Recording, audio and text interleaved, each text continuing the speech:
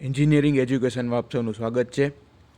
આજે આપણા પાર્ટ 3 એટલે કે આપણે ત્રીજા ચેપ્ટર વિશે વાત કરવાના છીએ અને આ સ્લાઇડમાં આપણે બે વસ્તુની વાત કરવાના છીએ કે જે આની પહેલાંની સ્લાઇડ એટલે કે ચેપ્ટર 2 ફેઝ ડાયાગ્રામમાં અમુક વસ્તુ જે બાકી રહી ગઈ હતી એ વસ્તુ ઉપર અને પ્લસમાં આપણું ચેપ્ટર નંબર 3 એટલે કે મેટલર્જિકલ માઇક્રોસ્કોપ. હવે પહેલાં ચેપ્ટર નંબર 2ની વાત કરીએ તો કે જ્યારે આયન અને કાર્બન બે વસ્તુનું મિક્સચર કરવામાં આવે અને આપણે કોઈ પણ એલોય એટલે કે મિશ્ર ધાતુ આપણે મેળવતા હોઈએ ત્યારે તે વિવિધ પ્રકારના ફેઝિસમાંથી પસાર થઈ અને આપણે જે ધાતુ જોતી હોય તેમાં તેનું રૂપાંતરણ થતું હોય છે. તો તેના વિશે પહેલાં વાત કરી લઈએ. Different phases of iron carbon alloy કે જ્યારે વિવિધ પ્રકારના સ્વરૂપો ફેઝિસ એટલે કે સ્વરૂપો જ્યારે આયન અને કાર્બનનું મિક્સચર કરવામાં આવે અને તેમાંથી કોઈ પણ મિશ્ર ધાતુ બનાવવામાં આવે ત્યારે તે વિવિધ પ્રકારના સ્વરૂપોમાંથી પસાર થઈ અને આપણે જે ધાતુ જોઈએ છે તે ધાતુમાં રૂપાંતરણ તેનું થતું હોય છે. તેનો સૌથી પહેલું આવે austenite. It is the phase of gamma iron carbide mixture and it has maximum 2% carbon. હવે જ્યારે કાર્બન અને આયન બેનું મિક્સચર કરવામાં આવે ત્યારે એક ફેઝ એવો આવે કે ત્યાં ગામા આયન એના જનરેટ થતા હોય. હવે ગામા આયન કાર્બાઇડનું આ એક એવું મિક્સચર છે કે જેમાં 2% મેક્સિમમ કાર્બનનું પ્રમાણ રહેલું હોય છે. તેવા ફેઝને ઓસ્ટેનાઇટ કહે છે. હવે આપણે એમસીક્યુમાં એવું પૂછાઈ શકે કે ભાઈ ઓસ્ટેનાઇટમાં કાર્બનનું પ્રમાણ કેટલું હોય છે તો કે મેક્સિમમ 2%. બીજો સવાલ એવો પણ પૂછાઈ શકે કે ગામા આયન કાર્બાઇડનું મિક્સચર શું છે તો કે ઓસ્ટેનાઇટ. એમ પણ પૂછાઈ શકે કે ઓસ્ટેનાઇટ શું છે તો કે ગામા આયન કાર્બાઇડનું મિક્સચર. આગળનું જોઈએ. બીજું તો કે cementite. It is the mixture of iron and carbon. It has maximum 6.67% carbon. Same આપણે આગળ જોયું એમ આ પણ એક મિક્સચર જ છે આયન અને કાર્બનનું અને તેમાં 6.67% જેટલું કાર્બનનું પ્રમાણ રહેલું હોય છે, વધુમાં વધુ 6.67%. ત્રીજું ferrite. It is the pure metal. It has 0.006% of carbon. In alpha iron it has 0.025% carbon in it and it has a BCC structure. આપણે પાછલી સ્લાઇડમાં જોયું હતું કે બધા સ્ટ્રક્ચર કયા વાઇઝ ડેલ્ટા, આલ્ફા અને બીટા આ બધા ગામા આયન ઉપર ને એના ઉપરથી અલગ અલગ સ્ટ્રક્ચરના ડિસાઇડ થતા હોય. તો હવે આ એક સ્ટ્રક્ચર ફેરાઇટનું કેવું સ્ટ્રક્ચર હતું કે ફેરાઇટનું જે સ્ટ્રક્ચર બને એ બીસીસી સ્ટ્રક્ચર બનતું હોય એટલે કે બોડી સેન્ટર્ડ ક્યુબિક. એના અણુના મધ્ય ભાગમાં એક અણુ રહેલો હોય અને બાકી એના એટમ્સ બધા એના ખૂણા ઉપર રહેલા હોય. હવે જ્યારે વાત આવે પ્યોર મેટલની તો પ્યોર મેટલમાં કેટલા પર્સન્ટ કાર્બન હોય તો કે ભાઈ 0.006% કાર્બન હોય અને ઇન આલ્ફા આયન અને એમાં કેટલા પર્સન્ટ રહેલા હોય તો કે 0.025% કાર્બન. હવે આમાંથી પ્રશ્ન પૂછાઈ શકે કે ભાઈ પ્યોર મેટલમાં ફેરાઇટમાં કેટલા પર્સન્ટ કાર્બન હોય તો કે ભાઈ 0.006% અને આલ્ફા આયનમાં કાર્બનનું પ્રમાણ કેટલું હોય તો કે 0.025%. ચોથું pearlite. It is the mixture of ferrite and cementite and it is also called as eutectoid type of steel. હવે આ પ્રશ્ન એક મહત્વનો અહીંયા થઈ જાય કે સિમેન્ટાઇટ અને ફેરાઇટ શું છે તે વસ્તુ આપણે જોયું. હવે જ્યારે એક સ્વરૂપ આપણને એવું મળે કે સિમેન્ટાઇટ અને ફેરાઇટ બે વસ્તુ ભેગી થતી હોય અને એ વસ્તુને શું કહેવાય તો કે યુટેક્ટોઇડ પ્રકારનું સ્ટીલ કહેવાય એને. અને એ સ્ટીલમાં શું હોય તો કે સિમેન્ટાઇટ અને ફેરાઇટ એ બેનું મિક્સચર રહેલું હોય અને તેને શું કહેવાય તો કે પરલાઇટ કહેવાય. એટલે અહીંથી સવાલ એવો નીકળી શકે કે ભાઈ પરલાઇટ કોનું મિક્સચર છે તો કે સિમેન્ટાઇટ અને ફેરાઇટનું, અથવા તો એમ કહી શકે કે યુટેક્ટોઇડ સ્ટીલ જે છે એ કોનું મિક્સચર છે તો કે ફેરાઇટ અને સિમેન્ટાઇટનું. તો આવા પ્રકારના ટ્વિસ્ટ કરીને અલગ અલગ ક્વેશ્ચન આપણને પૂછાઈ શકે. Different phases of iron carbon alloy same એ જ વસ્તુમાં આગળ જોઈએ. Ledeburite. It is the mixture of cementite and austenite. It has 4.3% carbon in it and it take place at the temperature of 1147 degree Celsius and it is a eutectic type of a mixture. હવે આમાંથી 3 થી 4 સવાલ આપણને પૂછાઈ શકે કે લેડેબ્યુરાઇટ છે કોનું મિક્સચર છે તો પેલો આવે સિમેન્ટાઇટ અને ઓસ્ટેનાઇટ. લેડેબ્યુરાઇટમાં કાર્બનના પર્સન્ટેજીસ કેટલા છે તો કે 4.3% હોય છે. કેટલા ટેમ્પરેચરે તે અસ્તિત્વમાં આવે છે તો કે ભાઈ 1147 ડિગ્રી સેલ્સિયસ અને તેનું બીજું નામ શું છે તો કે યુટેક્ટિક ટાઈપ આને આપણે કહી શકીએ. પછી આ ક્રિટિકલ ટેમ્પરેચર જે આપણે જોયું હતું કે કોને કહેવાય કે ભાઈ જ્યારે સોલિડ લિક્વિડમાંથી સોલિડમાં જ્યારે કન્વર્ટ થતું હોય ત્યારે એને કહેવાય એનું ક્રિટિકલ ટેમ્પરેચર. તો આમાં આપણે 3 વસ્તુ ધ્યાનમાં રાખવાની છે. એ 3 ટેમ્પરેચર 768 ડિગ્રી, 910 ડિગ્રી અને 1400 ડિગ્રી સેલ્સિયસ, જે આપણે આયન કાર્બન ડાયાગ્રામમાં આપણે એ બધાને ખ્યાલ છે એ રીતના આવતા હોય. તો આ 3 વસ્તુ આપણે ધ્યાનમાં રાખવાની આવે.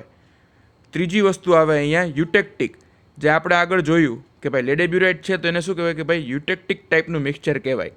તો એમાં કેટલા હતા લેડેબ્યુરાઇટમાં 4.3% કાર્બન. તો સેમ આમાં યુટેક્ટિકમાં 4.3% carbon and it is happen when a temperature is 1130 degree Celsius and this point is called as a eutectic point. હવે આમાં 2 વસ્તુ ધ્યાનમાં રાખવાની, 4.3% કાર્બન અને 1130 ડિગ્રી સેલ્સિયસ, અને તેનું એક નામ શું આવે યુટેક્ટિક પોઈન્ટ. જે 1130 ડિગ્રી જે સેલ્સિયસ આપણે જેમાં 4.3% કાર્બનવાળું હશે અને એ પોઈન્ટને આપણે શું કહી શકીએ યુટેક્ટિક પોઈન્ટ. ચોથી વસ્તુ આવે eutectoid. It has 0.85% carbon in it and it happens when a temperature is 723 degree Celsius and this point is called as eutectoid point. હવે સેમ આની જેમ જ તે 0.85% કાર્બન અને ક્યારે અસ્તિત્વમાં આવે 723 ડિગ્રી સેલ્સિયસ હોય ત્યારે, અને તેને શું કહેવામાં આવે છે યુટેક્ટોઇડ પોઈન્ટ. તો અહીંયા લગીનનું આપણે જોઈએ તો કે ભાઈ ફેસ ડાયાગ્રામમાં આપણે આને પહેલાંની જે સ્લાઇડ આખી આપણે જોઈ હતી ઈ અને આટલા 2 વસ્તુ. તો આ 2 વસ્તુમાંથી ઘણા બધા રીતના સવાલો આપણને ટ્વિસ્ટ કરીને પૂછાઈ શકે. હવે મિત્રો આપણે આગળનું જોઈએ કે ભાઈ ચેપ્ટર નંબર 3 શું છે આપણું, તો કે મેટલર્જિકલ માઇક્રોસ્કોપ.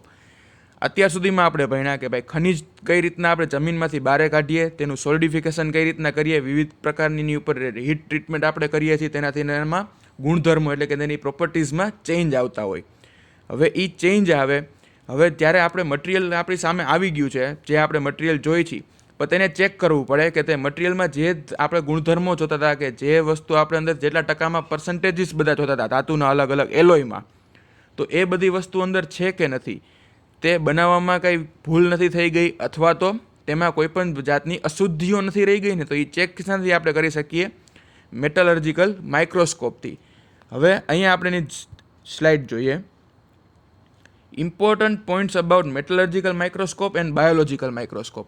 આપણે માઇક્રોસ્કોપ બધાએ જોયેલું હશે, પણ આપણે જેટલું જોયેલું હોય માઇક્રોસ્કોપ એવું મોસ્ટ ઓફલી જોયેલું હોય બાયોલોજિકલ માઇક્રોસ્કોપ, કે જે આપણે લેબમાં ને એમાં વપરાતું હોય. અને આપણે અહીંયા વાત કરવાની છે ક્યાં માઇક્રોસ્કોપની, મેટલર્જિકલ માઇક્રોસ્કોપ. મેટલર્જિકલ માઇક્રોસ્કોપ ક્યાં ઉપયોગમાં આવે, તો it is used in a material science. જ્યારે કોઈ પણ ધાતુ, અધાતુ, એલોય આ બધાય વસ્તુનું ટેસ્ટિંગ કરવાનું હોય, તેની અંદર રહેલા ગુણધર્મો, તેની અંદર રહેલી બધી વસ્તુઓ, તેના સ્ટ્રક્ચર, એ બધી વસ્તુ જોવાની હોય ત્યારે આપણે મેટલર્જિકલ માઇક્રોસ્કોપનો ઉપયોગ કરીએ. બાયોલોજિકલ માઇક્રોસ્કોપનો ઉપયોગ ક્યારે કરવામાં આવે, તો કે મેડિકલ સાયન્સમાં. જ્યારે મેડિકલ સાયન્સ એટલે કે જૈવિક પદાર્થોની આપણે ચકાસણી કરવાની હોય ત્યારે તે જે વસ્તુનો ઉપયોગ કરતા હોય તે માઇક્રોસ્કોપને કયું માઇક્રોસ્કોપ કહેવાય, બાયોલોજિકલ માઇક્રોસ્કોપ. હવે આપણે બાયોલોજિકલ માઇક્રોસ્કોપનો ઓવરઓલ આપણે જોઈ લઈએ. It is use for a biological examination like blood, urine, muscles et cetera. અત્યારના મિત્રો આપણને ખબર છે કે કોરોના વાયરસ અત્યારના બહુ જ આગળ પડતો નીકળી ગયો છે, તો એનું ચેકિંગ આપણે શેમાં કરતા હશું, તો કે મેટલર્જિકલ માઇક્રોસ્કોપમાં તેનું ચેકિંગ ના કરી શકીએ, તેનું ચેકિંગ થાય બાયોલોજિકલ માઇક્રોસ્કોપમાં. આપણે યુરિન, બ્લડ, તેના સેમ્પલ આપતા હોય, તેમાંથી આપણે અલગ અલગ આપણા શરીરમાં થતી બીમારીઓ, વાયરસીસ, એ બધી જે જાણકારી મળે તે કેના દ્વારા મળે, બાયોલોજિકલ માઇક્રોસ્કોપથી. અને તેની જે આપણે સ્પેસિમેન તેનો ક્રિએટ કરીએ, એટલે કે તેનું સેમ્પલ લઈએ. એ કઈ રીતનું સેમ્પલ હોય કે ભાઈ તેને 2 સ્લાઇડની વચમાં જ રાખવામાં આવે, અને સ્લાઇડ કેવી હોય, તો કે સ્લાઇડ આખી ટ્રાન્સપરન્ટ હોય. ટ્રાન્સપરન્ટ સ્લાઇડમાંથી એટલે કે એની અંદર વચમાં આખું આપણે એનું સેમ્પલ રાખ્યું હોય અને 2 બાજુ કાચની પટ્ટીઓ રાખી હોય, અને તેમાંથી આખું બાયોલોજિકલ એનું એક્ઝામિનેશન કરવામાં આવે. તો આ પ્રકાર થયો બાયોલોજિકલ માઇક્રોસ્કોપનો. હવે આપણે જે આપણા ચેપ્ટરનું જોવાનું છે તે તો શું કે મેટલર્જિકલ માઇક્રોસ્કોપ. મેં જેમ કીધું તેમ કે તે કેમાં ઉપયોગ થાય, મટીરિયલ સાયન્સમાં. અને કઈ વસ્તુમાં, તો it is use for examination of a material like grain structure, components in the metal, impurities in the metal and percentage of metal in alloy. 4 વસ્તુ માટે ભાઈ. ગ્રેનનું સ્ટ્રક્ચર એટલે કે તેના અણુનું બંધારણ, બીસીસી, એફસીસી, એચસીપી, જે આપણે આ જોઈ ગયા છીએ તે બધા. ક્યુ છે સ્ટ્રક્ચર, તો કેનાથી ખબર પડે, એનું એક્ઝામિનેશન કરવાથી. કોમ્પોનન્ટ્સ ઇન ધ મેટલ, મિશ્ર ધાતુ જ્યારે કોઈ પણ હોય તો તેમાં કયા કયા કોમ્પોનન્ટ્સ રહેલા છે તે કેનાથી ચેક કરી શકીએ, મેટલર્જિકલ માઇક્રોસ્કોપથી. ઇમ્પ્યોરિટીઝ એટલે અશુદ્ધિઓનું પ્રમાણ. કોઈ પણ મેટલમાં અશુદ્ધિઓ રહેલી હોય તો એ અશુદ્ધિઓ કઈ કઈ છે અને કેટલા પ્રમાણમાં છે તે કેનાથી ચેક થાય? એના એક્ઝામિનેશનથી. અને ચોથું, material of metal in alloy, કે ભાઈ પર્સન્ટેજ કેટલા પ્રકારના એલોયમાં કયા મેટલનું કેટલા ટકા પર્સન્ટેજ છે. 60% આયન છે, 4% કાર્બન છે, બીજા કોઈ પણ ઇમ્પ્યુરિટીઝ હોઈ શકે. આ બધી વસ્તુ શેનાથી નક્કી થઈ શકે? મેટલર્જિકલ માઇક્રોસ્કોપથી. In this method surface of a metal is to be prepare for an examination. હવે જેમ આપણે બાયોલોજિકલ માઇક્રોસ્કોપમાં જોયું હતું કે સ્લાઇડની વચમાં ટ્રાન્સપરન્ટ રીતના જોઈ શકાય તે રીતના આપણે સેમ્પલ રાખતા હોય, તો મેટલનું સેમ્પલિંગ જ્યારે કરવાનું હોય, તેનું એક્ઝામિનેશન કરવાનું હોય, તેને આપણે કઈ રીતના કરવું પડે? તો તેની સપાટી આખી ચકાસવી પડે, કે સપાટી આપણે એની બનાવવી પડે પહેલાં. તો એ સપાટી બનાવી કઈ રીતના આપણે આગળ જોશું, પણ અત્યારના કંઈ શું જોવાનું કે ભાઈ જ્યારે એની સરફેસ આપણે અહીંયા જોવાની હોય. મેટલર્જિકલ માઇક્રોસ્કોપમાં આપણે કોઈ પણ મેટલને એક્ઝામિનેશન કરતી વખતે શું ધ્યાન રાખવાનું? તેની સરફેસ ચેક કરીએ છીએ આપણે. આગળની સ્લાઇડ જોઈએ. Macro and micro examination. હવે મેક્રો અને માઇક્રો એક્ઝામિનેશન શું છે? તો કે મટીરિયલમાં આજે કોઈ પણ વસ્તુ હોય તો અમુક વસ્તુ આપણે નરી આંખે જોઈ શકતા હોય અને અમુક વસ્તુ જોવા માટે આપણે એને ઝૂમિંગ કરવું પડે. ખૂબ ઊંડાણપૂર્વક ઝૂમિંગ કરીએ ત્યારે એના સ્ટ્રક્ચર્સની બધું આપણને દેખાય. તો મેક્રો અને માઇક્રો એક્ઝામિનેશનનો ડિફરન્સ છે અને આમાંથી MCQ કઈ કઈ ટાઈપના નીકળી શકે એ જોઈએ. તો કે મેક્રોમાં ઝૂમિંગ કેપેસિટી એની કેટલી હોય? અથવા તો નરી આંખે અથવા તો 10x જેટલી. અને માઇક્રો એક્ઝામિનેશનમાં 10x to 1500x એટલે કે 1500 જેટલું આપણે અંદર જઈ શકીએ. અને ઓલા મેક્રોમાં 10x જેટલું. મેક્રોમાં બીજો મુદ્દો જોઈએ, overall external surface is to be checked. અને ઓલામાં examination is done by preparing a surface of a specimen. નરી આંખે આપણે બહારથી જે એક્સટર્નલ સરફેસ એની ચેક કરતા હોય તેને કેવું એક્ઝામિનેશન કહેવાય? Macro examination. અને તેની સરફેસ એટલે કે સપાટી ચેક કરી અને તેની અંદર કઈ કઈ રીતની બધી વસ્તુઓ રહેલી છે તે આપણે ચેક કરતા હોય તેને શું કહેવાય? Micro examination. Etching is not required અને ઇચિંગ ઇઝ નેસેસરી. તો કે મેક્રો એક્ઝામિનેશનમાં ઇચિંગની જરૂર નથી, માઇક્રોમાં ઇચિંગ કરવું પડે. ઇચિંગ પ્રોસેસ શું છે એ આપણે આગળ જોશું. હવે મેક્રોમાં જોઈએ, by this type of examination we can find out cavity, porosity of a material, dendrites develop by casting, cracks develop by welding and brazing. હવે મટીરિયલમાં તેની છિદ્રતા, તેની છિદ્રાળુતામાં કઈ કઈ રીતની અંદર કેવિટી જનરેટ થઈ ગઈ હોય, અમુક જગ્યાએ હવા રહી ગઈ હોય તો તેને કહેવાય કેવિટી. પોરોસિટી એટલે કે એની છિદ્રાળુતા એ કેટલી અંદર રહી ગઈ છે તે. કાસ્ટિંગ પ્રોસેસ જ્યારે કરતા હોય ત્યારે આ વસ્તુ સૌથી વધારે જનરેટ થતી હોય. વેલ્ડિંગ કરતી વખતે આપણે અંદર અમુક ક્રેક્સ રહી જતી હોય કે જે આપણે નરી આંખે અથવા તો સાધારણ ઝૂમથી જોઈ શકતા હોય, તો તે બધા એક્ઝામિનેશનને કહેવાય મેક્રો એક્ઝામિનેશન. અને માઇક્રો એક્ઝામિનેશનમાં જોઈએ તો સ્ટ્રક્ચરલ સાઇઝ ક્રિસ્ટલની, કે ક્રિસ્ટલ જ્યારે ક્રિએટ થશે અંદર એના ત્યારે એ ક્રિસ્ટલનું સ્ટ્રક્ચર સાઇઝ કેવડી છે, એનો શેપ કેવડો છે, એ આપણને આના માઇક્રો એક્ઝામિનેશનથી ખબર પડે.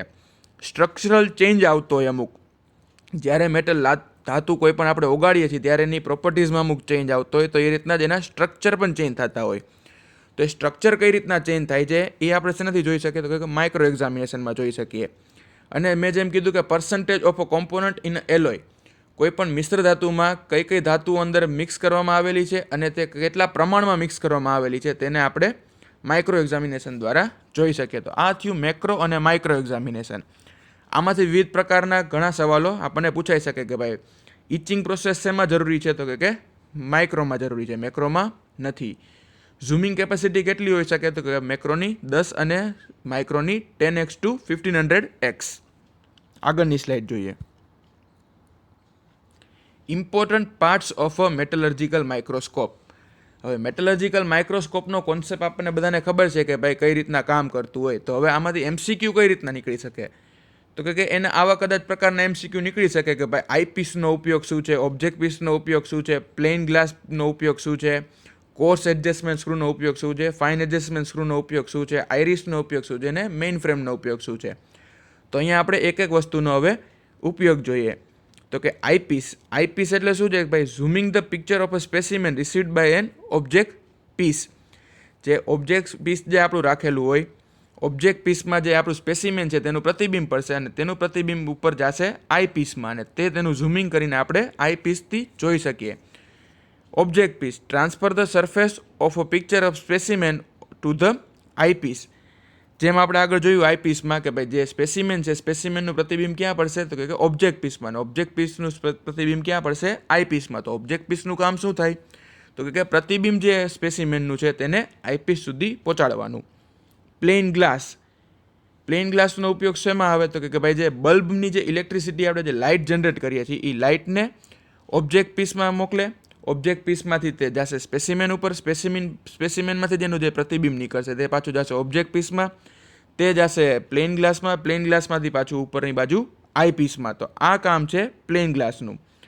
કોર્સ એડજસ્ટમેન્ટ સ્ક્રૂ કે ભાઈ કોર્સ એડજસ્ટમેન્ટ સ્ક્રૂ કોને કહેવાય તો કે કોર્સ એડજસ્ટમેન્ટ સ્ક્રૂ એટલે એ ભાગ કે જેનાથી આપણે વધારે પડતું ડિસ્ટન્સ આપણે ફોકસ કરી શકીએ. કોઈ પણ સ્પેસિમેન ઉપર આપણે ફોકસ કરવાનું હોય મેટલ માઇક્રોસ્કોપને તો તેને વધારે પડતું ફોકસ કરવા માટે ડિસ્ટન્સ થોડું વધારે મૂવમેન્ટ આપવી પડે. તો એ મૂવમેન્ટ શેનાથી આપણે લઈ શકશું તો કે કોર્સ એડજસ્ટમેન્ટ સ્ક્રૂથી. બીજું ફાઇન એડજસ્ટમેન્ટ સ્ક્રૂ તો કે હવે જ્યારે એક સરખું ફોકસ થઈ ગયું હોય પછી સાધારણ અમથી મૂવમેન્ટ આપી અને તેને આપણે ઝૂમિન આપણું જે કહેવાય કે વધારી અને ઘટાડી શકતા હોય તો તે કેનાથી થઈ શકશે ફાઇન એડજસ્ટમેન્ટ સ્ક્રૂથી. છઠ્ઠું iris for transferring a light of coming from a bulb. જે બલ્બમાંથી જે લાઇટ આવશે તેને તે રૂપાંતરણ કરી અને જે જગ્યાએ આપણે જોતી હોય તે જગ્યાએ મોકલશે. અને મેઇન ફ્રેમ, મેઇન ફ્રેમનું કામ શું કહેવાય બોડીના અલગ અલગ પાર્ટ્સ અને તેનું આખો જે લોડ છે સંભાળવાનું કામ તેનું મેઇન ફ્રેમનું છે. તો આ થયા એના 7 મેઇન પાર્ટ્સ. તો આમાંથી અલગ અલગ પ્રકારના એમસીક્યુ પૂછાઈ શકે. સ્ટેપ્સ ફોર પ્રિપેરિંગ અ માઇક્રોસ્પેસિમેન. હવે આ એક મહત્વનો મુદ્દો છે કે ભાઈ માઇક્રોસ્પેસિમેન જ્યારે આપણે બનાવતા હોય તો તેમાં કઈ કઈ વસ્તુ પ્રોસેસ તેની કરવામાં આવે. તો કે સૌથી પહેલું સિલેક્શન ઓફ અ સ્પેસિમેન, જે મેટલનું આપણે એક્ઝામિનેશન કરવાનું છે તે મેટલનું સિલેક્શન કરવાનું. બીજું કટિંગ ઓફ અ સ્પેસિમેન કે તેમાંથી એક ટુકડો એનો કટ કરી લેવાનો. એ કેનાથી કટ કરી શકીએ કે ભાઈ આપણે લેથ મશીનથી, હેક્ઝોથી, અલગ અલગ મશીનથી આપણે તેનો એક ટુકડો કોઈ પણ કાપી લે છે. પછી surface finishing of a specimen, જેમ આપણે જોયું તેમ કે ભાઈ મેટલર્જિકલ માઇક્રોસ્કોપમાં આપણે શું ઉપયોગ કરીએ છીએ તો કે ભાઈ તેની સરફેસ ઉપરથી આપણે જજમેન્ટ લઈ શકીએ કે ભાઈ તેમાં કઈ વસ્તુ આપણે ચેક કરવાની છે તે છે કે નહીં. તો સરફેસ ફિનિશ કરવું એનું બહુ જરૂરી છે. તો સરફેસ ફિનિશ એટલે કે સુપર ફિનિશ, ચળકતી જે સપાટી આપણે કહી શકીએ કે ભાઈ તેવી સપાટીમાં તેનું રૂપાંતરણ કરવું પડે. તો એ વસ્તુ થઈ surface finishing of a specimen. અને ચોથું ઇચિંગ.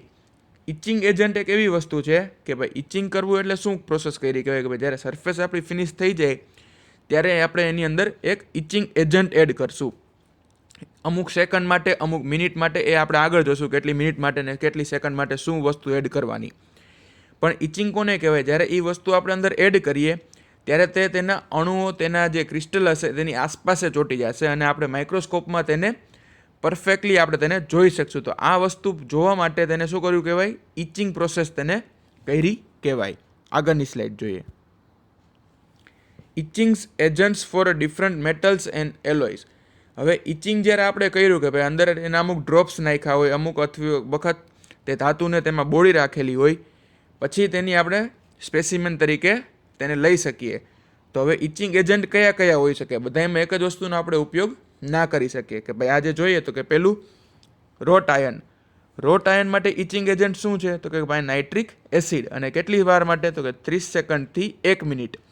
હવે આ બધા એમસીક્યુમાં અલગ અલગ પૂછાઈ શકે. ભાઈ રોટ આયન માટે આપણે કેનો ઉપયોગ કરી શકીએ ઇચિંગ એજન્ટનો તો કે નાઇટ્રિક એસિડ.